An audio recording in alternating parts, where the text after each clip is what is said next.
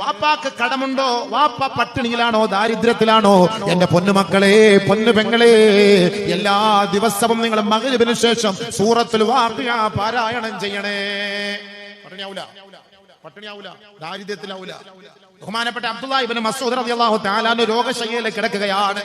അന്ന് രാജ്യം ഭരിക്കുന്നത് ഉസ്മാൻ ഇബ്നു അഫ്ഫാൻ റളിയല്ലാഹു അൻഹു ആണ്. അമീറായ ഉസ്മാൻ ഇബ്നു അഫ്ഫാൻ ബഹുമാനപ്പെട്ട അബ്ദുല്ലാഹി ഇബ്നു മസ്ഊദ് റളിയല്ലാഹു അൻഹുവിനെ കാണാൻ വേണ്ടി വീട്ടിലേക്ക് പുറയിലേക്ക് വന്നപ്പോ, പാവപ്പെട്ട സ്വഹാബിയാണ് അബ്ദുല്ലാഹി ഇബ്നു മസ്ഊദ്, 8 പെൺമക്കളുണ്ട്.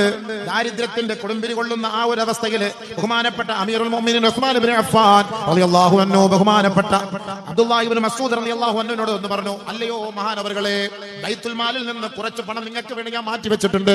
കാരണം നിങ്ങൾക്ക് 8 പെൺമക്കളാണ്, നിങ്ങൾക്ക് ബുദ്ധിമുട്ടും പ്രയാസങ്ങളുമാണെന്ന് എനിക്കറിയാം, നിങ്ങൾ പട്ടിണിയിലാണെന്നും പരിവട്ടത്തിലാണെന്നും എനിക്കറിയാം. അതുകൊണ്ട് ബൈത്തുൽ മാലിൽ നിന്ന് കുറച്ച് പൈസ നിങ്ങൾക്ക് വേണ്ടി എല്ലാ മാസവും ഞാൻ മാറ്റി വെച്ചിട്ടുണ്ട്.